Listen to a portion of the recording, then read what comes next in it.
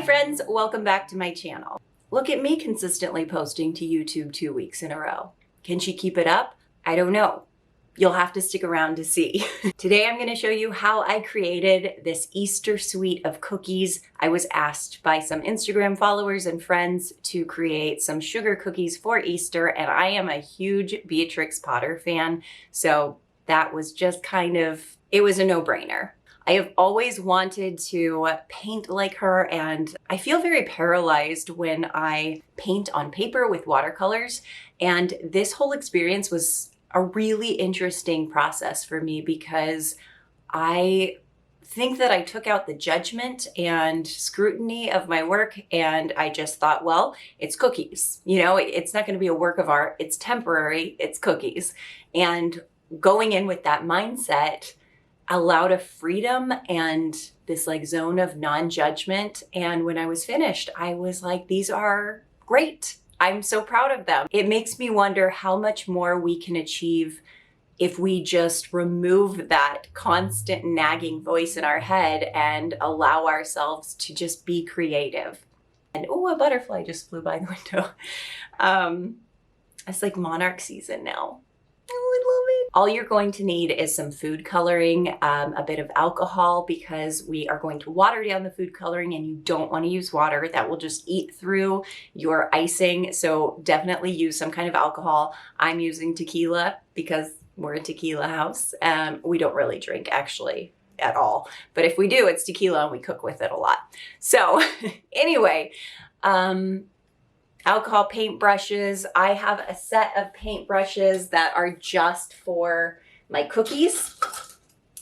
And edible pens. I love these so much. I actually use some of them to kind of tick, tick, tick and make those hatching marks, and then took a little bit of alcohol and kind of watercolored over them. So there's like a little bit of texture. In Beatrix Potter's paintings, you can see it almost looks like she's using watercolor pencils and then painting over them, which I don't think she did because I don't think that they were around back then. But yeah, this is kind of a way to achieve that look. And then I just feel like that fine line work outside the edges, it's really going to take the cookies to the next level and make them look very professional and finished. I got this set on Amazon. I hate to promote anything on Amazon, but that's where I got it. And this is edible ink food decorating pens. There is not a brand. There are so many on there. So I'll find my link and I'll just put it in the bio. But these ones have a little bit of like a marker side. And then this is the side I got them for. They're like a felt pen. So you can do that fine line work, and all the colors have them, and all the colors are actually very beautiful. So I thought I would just use the black, but I love them all. This is one of my favorite baking tools. Okay, so I think that's it. Let's get into it. The first thing I did was flip through my Beatrix Potter collection, and I just kind of gathered some inspiration and tried to determine which illustrations I wanted to copy. I knew I wanted to do a Peter Rabbit, but I also included some text and just some of my favorite illustrations of hers. At this point, I didn't really know what I was going to include. I was just kind of free-flowing and having fun. And then I just decided on the ones that pretty much turned out the best. And I thought there was kind of a good variety in there. Once you have those illustrations, you want to go in and do a harder outline, and you can see it in my final drawings. They're still in pencil, but I kind of did a harder outline, and that is because you want to know which lines you're going to trace. You don't want too much detail at this point. We can always add that later with the edible pens, but here we just kind of want to get a basic outline that we can transfer onto the cookie.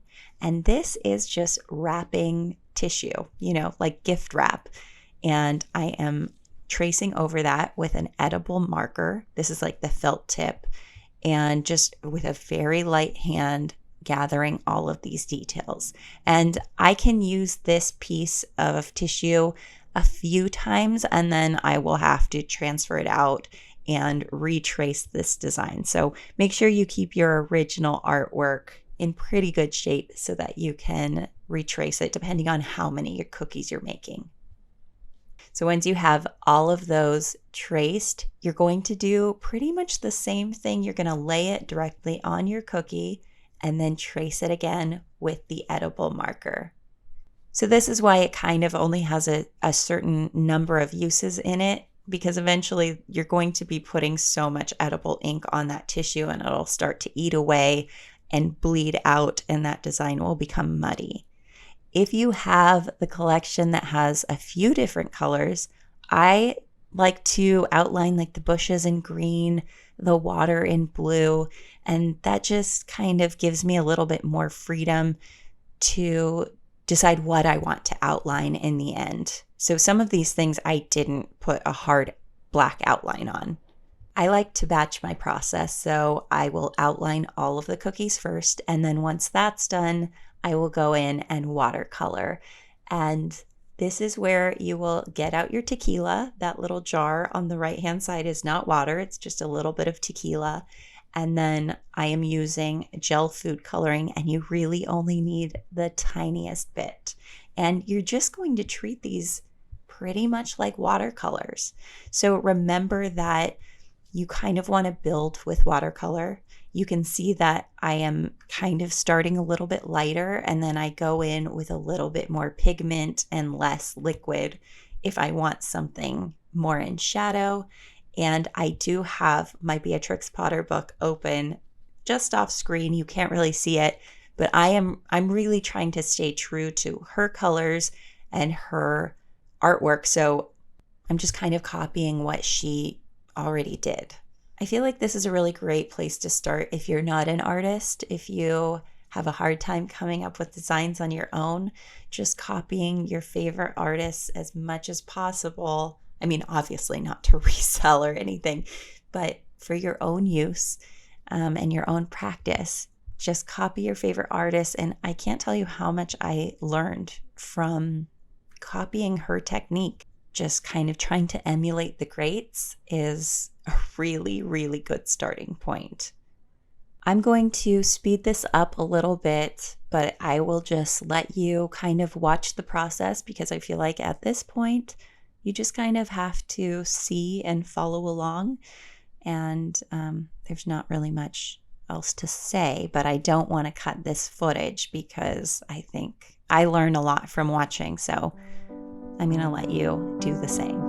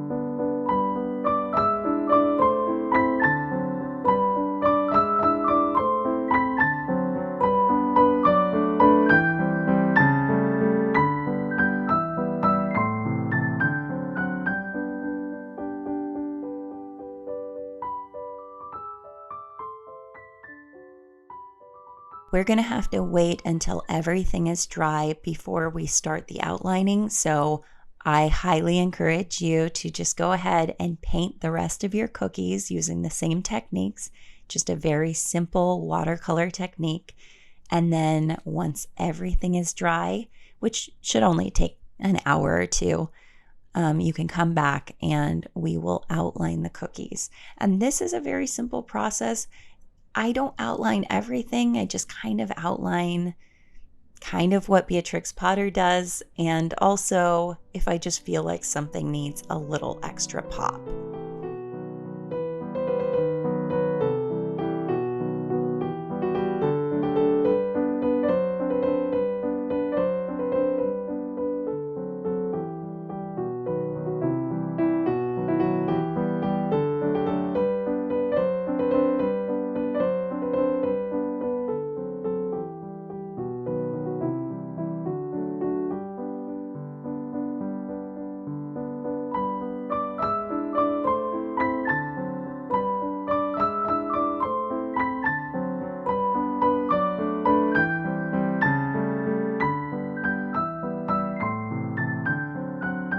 And again, this is why I love the variety pack of pens. I'm going back in with the brown color and just creating a little bit of texture on the fur as a final finishing touch. And I'm not going to watercolor over this. And I feel like that just gives it a little bit more dimension, and it's closer to Beatrix Potter's illustration style. I also created this very simple carrot cookie to kind of balance out some of the more detailed cookies. And the flower pot was kind of a last minute design. I just painted that directly onto the cookie, and I love how it turned out. Wasn't this fun? I had a lot of fun, and I'm really looking forward to creating these for some of my Instagram followers. I opened like a small little pop-up in my stories. I'm only taking a very small window of orders, so I still have those to do. I don't know by the time I post this if I'll be done with those or not. Probably not. I'm probably going to post this well before Easter so that you guys can have time to try your hand at this and decorate them yourself. I'll be back next week with something else. I don't know what it is yet, but I am going to figure it out this week. If you have anything that you want to see from me based on my wide range of things that I share on Instagram and TikTok, let me know and I will put something together. I'm thinking about starting to roll out some of the Halloween stuff now so that we can prepare and I don't get like so bogged down in October. We'll really like halfway through August, September, and October. It's a crazy season. Anyway, that's it for today. Happy baking, and I'll see you next time.